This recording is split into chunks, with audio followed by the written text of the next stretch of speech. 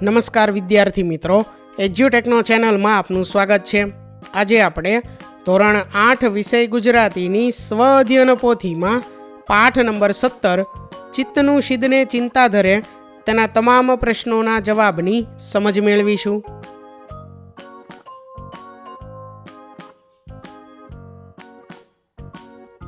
તો પાઠ નંબર 17માં સૌથી પહેલા છે પ્રશ્ન નંબર 1, જેની સૂચના છે કૌંસમાં આપેલા શબ્દોમાંથી યોગ્ય શબ્દ પસંદ કરી ખાલી જગ્યા પૂરો। તો અહીં જે શબ્દો આપેલા છે તે શબ્દોમાંથી યોગ્ય શબ્દ પસંદ કરી ખાલી જગ્યા પૂરવાની છે। પહેલું છે ભય, સુખ, દુઃખ, દયા, તો ઉદ્વેગ આવશે। બીજું છે રાધાવર, ધણી, બ્રહ્મા, કૃષ્ણ, તો હર। ત્રીજું છે જડ, ચેતન, સ્થાવર, મિલકત, તો એમાં આવશે સ્વર। ચોથું જંત્ર, વાઘ, જંત્રી, ગાયન, તો એમાં આવશે ગાયન। આગળ છે ત્યાર પછી બીજો પ્રશ્ન, આપેલા શબ્દના સમાન અર્થ ધરાવતા શબ્દો ઉદાહરણ મુજબ શોધીને લખો। ઉદાહરણ છે અહીં બોલે, તો કહે, ઉચ્ચારવું, ઓચરે, તો આ મુજબ જે શબ્દ આપેલો છે તેની જેવા જ સમાન અર્થ ધરાવતા શબ્દો જે છે તે આપણે શોધીને લખવાના છે। પહેલો શબ્દ છે આયુષ્ય, તો જીવન, વય, ઉંમર। બીજું છે હૃદય, તો દિલ, અંતર, ચિત્ત, આ મુજબ આપણે સમાન અર્થ ધરાવતા શબ્દો લખવાના છે। ત્રીજું છે માલિક, તો ધણી, સ્વામી, માલિકો। આગળ છે ત્યાર પછી પ્રશ્ન નંબર 3, જેની સૂચના છે કૌંસમાં આપેલા શબ્દોમાંથી યોગ્ય શબ્દ પસંદ કરી લખો। જેમાં પહેલું છે ભગવાનનું સ્મરણ કરવાથી ખાલી જગ્યાનો ડર રહેતો નથી, તો અહીં જવાબમાં આવશે જન્મ મરણનો। તો આ મુજબ કૌંસમાં જે શબ્દો આપેલા છે તેમાંથી યોગ્ય શબ્દ પસંદ કરી અને આપણે ખાલી જગ્યા પૂર્ણ કરવાની છે। બીજી ખાલી જગ્યા, બાળક 9 માસ સુધી માતાના ગર્ભમાં શ્રી કૃષ્ણનું ખાલી જગ્યા ધરે છે, જવાબ છે ધ્યાન। ત્રીજી ખાલી જગ્યા, મનમાં ચિંતા કરવાથી ખાલી જગ્યા થતું નથી, જવાબ છે કામ। ચોથી ખાલી જગ્યા, ઈશ્વર ઈચ્છે તેવું જ ખાલી જગ્યા ભરી શકાય છે, જવાબ આવે ડગલું। પાંચમી ખાલી જગ્યા, ખાલી જગ્યાને કરવું હોય તે કરે, જવાબ છે કૃષ્ણ। આગળ છે પ્રશ્ન નંબર 4, જેની સૂચના છે આપેલા વાક્યો કાવ્યના આધારે ક્રમમાં ગોઠવીને લખો। તો અહીં જે વાક્યો આપેલા છે તે વાક્યોને આપણે કાવ્યને આધારે ક્રમમાં ગોઠવીને લખવાના છે। સૌથી પહેલું આવશે 84 લાખ અવતારો મળે છે। બીજું છે આપણું જીવન ઉપરવાળાના હાથમાં છે। ત્રીજું આપણું ધાર્યું થતું નથી। ચોથું આપણને ખબર વિના બધું થાય છે તેવું આપણા ધર્મ ગ્રંથોમાં કહ્યું છે। પાંચમું ભગવાન ઉપર ભરોસો રાખવો જોઈએ। ત્યાર પછી આગળ પ્રશ્ન નંબર 5, જેની સૂચના છે આપેલા વાક્ય જેવું વાક્ય કાવ્યમાંથી શોધીને લખો। ઉદાહરણ છે અહીં કણ કણમાં મોહ રહેલો છે, તો એના જેવું વાક્ય છે સ્થાવર જંગમ જડ ચેતનામાં માયાનું બળ ઠરે। પહેલું છે ચિંતા કરવી જોઈએ નહીં, ચિંતા કરવાથી કોઈ કામ થતું નથી, તો એના જેવું વાક્ય જે છે તે કાવ્યમાંથી આવશે તું અંતર ઉદ્વેગ ધરે તેથી કારજ શું સરે। બીજું ગમે તે કરો જે થવાનું હોય તે જ થાય છે, ધણીનો ધાર્યો મનસુબો હર બ્રહ્માથી નવ ભરે। ત્યાર પછી ત્રીજું વાદ્યને જેવું વગાડો તેવું તે વાગે છે, તો જેવો જંત્ર બજાવે જંત્રે તેવો સ્વર નિસરે।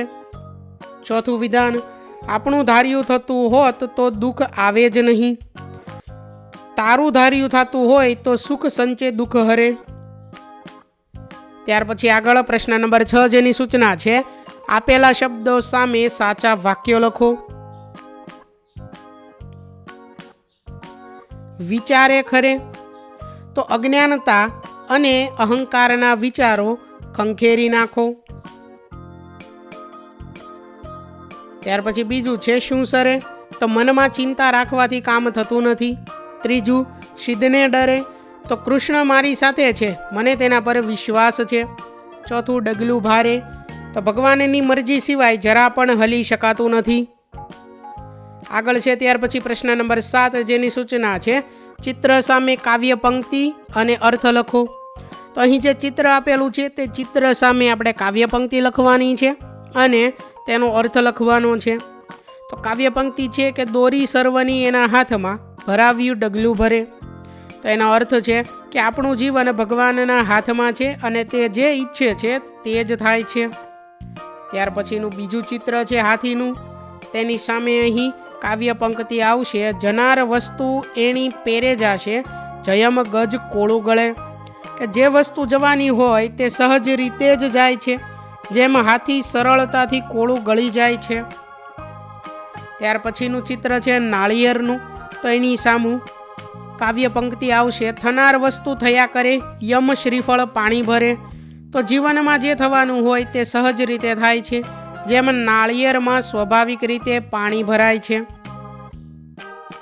પ્રશ્ન નંબર 8 જેની સૂચના છે, ઉદાહરણ મુજબ ખાલી જગ્યામાં શબ્દો મૂકો. ઉદાહરણ છે, રાધાવરને કરવું હોત તો તે કરે.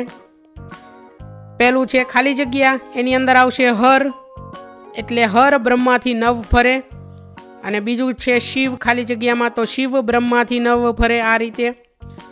ત્યાર પછી બીજું છે, એમાં પહેલી ખાલી જગ્યામાં ગજ અને નીચેની ખાલી જગ્યામાં હાથી, એટલે જેમ ગજ કોળું ગળે જેમ હાથી કોળું ગળે, આ રીતે. ત્રીજું આવશે જેમ શ્રીફળ પાણી ભરે જેમ નાળિયેર પાણી ભરે. ચોથું, થાવાનું અણચિતવ્યું થશે ઉપનિષદ ઓચરે. તો થાવાનું અણચિંત્યું થશે વેદ ઓચરે. પાંચમું છે, રાખ ભરોસો રાધાવરનો, દયા સિદ્ધને ડરે. તો રાખ વિશ્વાસ રાધાવરનો, દયા સિદ્ધને ડરે. આગળ છે ત્યાર પછી પ્રશ્ન નંબર 9 જેની સૂચના છે, આપેલા પ્રશ્નોના જવાબ લખો. જેમાં પહેલો પ્રશ્ન છે, સુખ અને દુઃખ ક્યારે નથી રહેતું. તો જવાબમાં આપણે લખી શકીએ કે જો આપણું ધાર્યું થતું હોત તો સુખ એકઠું કરી શકાત અને દુઃખ દૂર કરી શકાત, પરંતુ જીવનમાં સુખ દુઃખ સ્થાયી નથી, તે સમય પ્રમાણે બદલાતા રહે છે. બીજો પ્રશ્ન, જન્મ મરણના ફેરાની ચિંતા શા માટે ન કરવી જોઈએ. કારણ કે ભગવાનનું સ્મરણ કરવાથી જન્મ મરણનો ભય દૂર થાય છે. જે કંઈ થવાનું છે તે ભગવાનની ઈચ્છાથી જ થાય છે, તેથી ચિંતા કરવી વ્યર્થ છે. ત્રીજું, કવિ શા માટે ડરતા નથી. તો કવિ ભગવાન કૃષ્ણ પર સંપૂર્ણ ભરોસો રાખે છે. તેમને વિશ્વાસ છે કે પરમાત્મા જે કરે છે તે સારા માટે જ કરે છે, તેથી તેઓ ડરતા નથી. ચોથું, જે થવાનું છે એ થઈને જ રહે છે. કાવ્યમાં આ વાત કેવી રીતે સમજાવવામાં આવી છે. તો કાવ્યમાં ઉદાહરણ આપીને સમજાવવામાં આવ્યું છે કે જેમ શ્રીફળમાં સહજ રીતે પાણી ભરાય છે અને હાથી સરળતાથી કોળું ગળી જાય છે, તેમ જીવનમાં જે થવાનું હોય તે સ્વાભાવિક રીતે થઈને જ રહે છે. આગળ છે પાંચમો પ્રશ્ન, જેવો જંત્ર બજાવે જંત્રી તેવો સ્વર નીકળે એટલે શું, સમજાવો. તેનો અર્થ એ છે કે જીવ માત્રની દોરી ભગવાનના હાથમાં છે. ભગવાન જેમ ઈચ્છે તેમ આપણું જીવન ચાલે છે. જેમ વાદ્ય વગાડનાર જે રીતે વગાડે તે પ્રમાણે અવાજ નીકળે છે, તેમ ભગવાન જે રીતે ચલાવે તે પ્રમાણે જીવનમાં ઘટનાઓ બને છે. આગળ છે ત્યાર પછી પ્રશ્ન નંબર 10 જેની સૂચના છે કે ઉદાહરણ મુજબ 2 વાક્યો બનાવીને લખો. ઉદાહરણ છે, ચિત્ત તું સિદ્ધને ચિંતા ધરે. ચિત્ત તો હૃદય, અંતઃકરણ. શ્રી કૃષ્ણ સદાય અમારા હૃદયમાં વસે છે. સારા વિચારો હંમેશા અંતઃકરણમાં રાખવા જોઈએ. તો આ મુજબ જે ઉદાહરણ આપેલું છે તેમ આપણે લખવાનું છે. પહેલું છે, સ્મરણ શ્રી કૃષ્ણચંદ્રનું જન્મ મરણ ભય હરે. અહીં સ્મરણ એટલે યાદ, સ્મૃતિ. પહેલું વાક્ય, આપણે હંમેશા ભગવાનની યાદ રાખવી જોઈએ. બીજું વાક્ય, સારા કાર્યોની સ્મૃતિ જીવનભર મનમાં રહે છે. તો આ મુજબ જે શબ્દ નીચે લીટી કરેલી છે તેના 2 અર્થ લખવાના છે અને બંને અર્થોનો વાક્યમાં પ્રયોગ કરવાનો છે. વિદ્યાર્થી મિત્રો, વાક્ય પ્રયોગ તમે તમારી જાતે પણ લખી શકો છો. અહીં સમજ માટે વાક્ય પ્રયોગ છે, બરોબર. આગળ જોઈએ ત્યાર પછી બીજું વિધાન છે કે જેવો જંત્ર બજાવે જંત્રી તેવો સ્વર નિસરે. અહીં સ્વર શબ્દ નીચે લીટી કરેલી છે જેનો અર્થ થશે અવાજ, ધ્વનિ. તો આ મુજબ આપણે વાક્ય બનાવવાના છે જેમાં અવાજ શબ્દ આવતો હોય અને ધ્વનિ શબ્દો આવતો હોય તેવા 2 વાક્ય બનાવવાના છે. પહેલું વાક્ય છે, મંદિરનો ઘંટનો અવાજ દૂર સુધી સંભળાય છે. બીજું વાક્ય છે, પંખીની મધુર ધ્વનિ સાંભળીને મન પ્રસન્ન થઈ જાય છે. ત્રીજું વિધાન છે, ધણીનો ધાર્યો મનસુબો હર બ્રહ્માથી નવ ફરે. મનસુબો શબ્દનો અર્થ ઈરાદો અને ઉદ્દેશ્ય થશે. વાક્ય છે પહેલું, તેણે સારા કાર્ય કરવાનો પાક્કો ઈરાદો કર્યો. બીજું વાક્ય, જીવનમાં દરેક વ્યક્તિનો એક ચોક્કસ ઉદ્દેશ્ય હોવો જોઈએ. ત્યાર પછી આગળ ચોથું વિધાન છે, સ્થાવર જંગમ જળ ચેતનમાં માયાનું બળ ઠરે. બળ શબ્દનો અર્થ થશે તાકાત અને શક્તિ. પહેલું વિધાન છે, સત્યમાં મોટી તાકાત હોય છે. બીજું વિધાન છે, એકતામાં અપરંપાર શક્તિ રહેલી છે. પાંચમું વિધાન, આપણું તણું અજ્ઞાનપણું એ મૂળ વિચારે ખરે. અજ્ઞાનપણું શબ્દનો અર્થ અભણપણું અને અબુધપણું થશે. પહેલું વાક્ય છે, શિક્ષણના અભાવે માણસમાં અભણપણું રહે છે. બીજું વાક્ય, નાના બાળકનું અબુધપણું નિર્દોષ અને મીઠું લાગે છે. આગળ છે ત્યાર પછી પ્રશ્ન નંબર 11, જેની સૂચના છે કે રની રમત એટલે કે કાવ્યના આધારે ચોરસમાં અક્ષરો લખી શબ્દ બનાવો. ઉદાહરણ છે અહીં શિવ તો હર. પહેલો શબ્દ છે બીક તો ડર. તો આ રની રમતમાં ર શબ્દ આવવો જોઈએ, બરોબર. જે અર્થ છે તેમાં ર શબ્દ આવવો જોઈએ. બીજો શબ્દ છે અવાજ તો સ્વર. ત્રીજો શબ્દ છે હાથ તો કર. ચોથો શબ્દ છે હૃદય તો ઉર. દરેકમાં ર શબ્દ આવવો જોઈએ, બરોબર. પાંચમો શબ્દ છે ખસી શકે નહીં તેવી મિલકત તો સ્થિરતા. છઠ્ઠો શબ્દ છે કામ તો કારજ.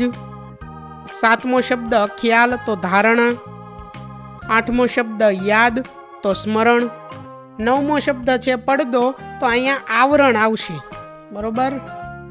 આ જે શબ્દ છે તેમાં આવશે આવરણ, એટલે કે અહીંથી ચાલુ થશે આ, ત્યાર પછી વ, ર અને અણ.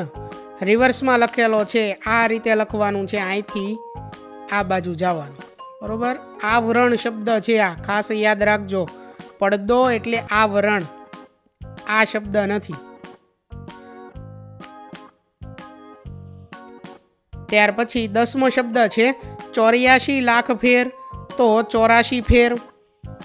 તો આ મુજબ દરેક શબ્દમાં ર આવવો જોઈએ, તે રની રમત હતી. તો વિદ્યાર્થી મિત્રો, અહીં ધોરણ 8 વિષય ગુજરાતીની સ્વ અધ્યયન પોથીમાં પાઠ નંબર 17 ચિત્તનું સિદ્ધને ચિંતા ધરે તેના તમામ પ્રશ્નોના જવાબનું સોલ્યુશન પૂર્ણ થાય છે. વિદ્યાર્થી મિત્રો, આપેલા વિડીયોની જો તમારે પીડીએફની જરૂર હોય તો તમે આપણી એપ્લિકેશન સ્માર્ટ સાથી પરથી મેળવી શકશો. વિદ્યાર્થી મિત્રો, આપણી એપ્લિકેશન સ્માર્ટ સાથી પ્લે સ્ટોરમાં આવી ગઈ છે, જેની અંદર તમે બધા વિભાગ જોઈ શકો છો. તેની અંદર વિવિધ ધોરણ છે. ધોરણ ઉપર ક્લિક કરતાં વિવિધ વિષય ખુલશે. વિષય ઉપર ક્લિક કરતાં તેની અંદર આવતા પાઠ ખુલશે. તેની અંદરથી તમે પાઠ્યપુસ્તક પણ ડાઉનલોડ કરી શકો છો. તેની અંદર આપેલા પાઠમાં ક્લિક કરતાં તમે પાઠની પીડીએફ, સ્વાધ્યાયની પીડીએફ, સ્વાધ્યાયન પોથીની પીડીએફ, પાઠના વિવિધ વિડીયોઝ, સ્વાધ્યાયના વિડીયોઝ, સ્વાધ્યાયન પોથીના વિડીયોઝ બધું જોઈ શકો છો અને ડાઉનલોડ પણ માત્ર એક ક્લિકમાં કરી શકો છો. વિદ્યાર્થી મિત્રો, આપણી એપને સપોર્ટ કરજો, ડાઉનલોડ કરજો. થેન્ક યુ દોસ્તો. એજ્યુકટેકનો ચેનલ તરફથી વિડીયો નિહાળવા બદલ આપનો આભાર. આવા બીજા વિડીયોઝ નિહાળવા માટે અમારી યુટ્યુબ ચેનલ એજ્યુકટેકનો અત્યારે જ સબસ્ક્રાઇબ કરો. આભાર દોસ્તો.